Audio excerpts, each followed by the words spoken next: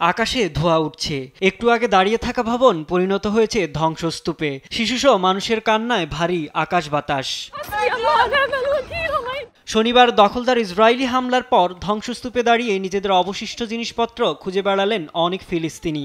দখলদারদের লক্ষ্যবস্তু ছিল একটি জাতিসংঘ পরিচালিত স্কুল, যেখানে আশ্রয় নিয়েছিলেন বাস্তুচ্যুত সাধারণ মানুষ। ফিলিস্তিনিরা বলছে আগে থেকেই সতর্কতা দেওয়ায় হতাহতের ঘটনা ঘটেনি, তবে ধ্বংসস্তূপে চাপা পড়েছে বহু মানুষের অবশিষ্ট সম্পদ। গেল এক সপ্তাহে গাজা নগরীতে 5 দফায় 500-রও বেশি স্থাপনায় আঘাত হেনেছে ইসরায়েলি ক্ষেপণাস্ত্র। আমরা কোথায় যাব? ঘর নেই, খাবার নেই, আবার স্কুলও ভেঙে দিল, মাথা গোঁজার ঠাঁইটুকু কেড়ে নিল। আমাদের সাথে যাই ঘটুক না কেন, আমরা কোথাও যাচ্ছি না। আমাদের যাওয়ার মতো কোনো জায়গা নাই। নিজেদের খুব অসহায় লাগে। আমরা শান্তি চাই।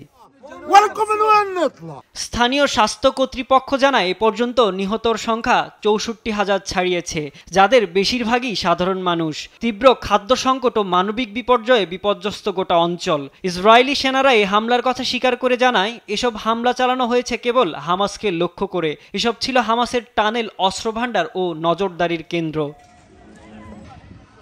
গাজার সরকারি তথ্যমতে দখলদার ইসরায়েলের হামলা ও জোরপূর্বক উচ্ছেদের মধ্যেও 3,50,000 শিশুসহ এখনও 13 লাখেরও বেশি মানুষ গাজা নগরী ও উত্তর গাজায় অবস্থান করছে।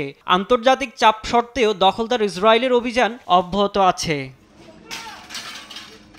সাইদুজ্জামান, নিউজ ডেস্ক, দেশ টিভি।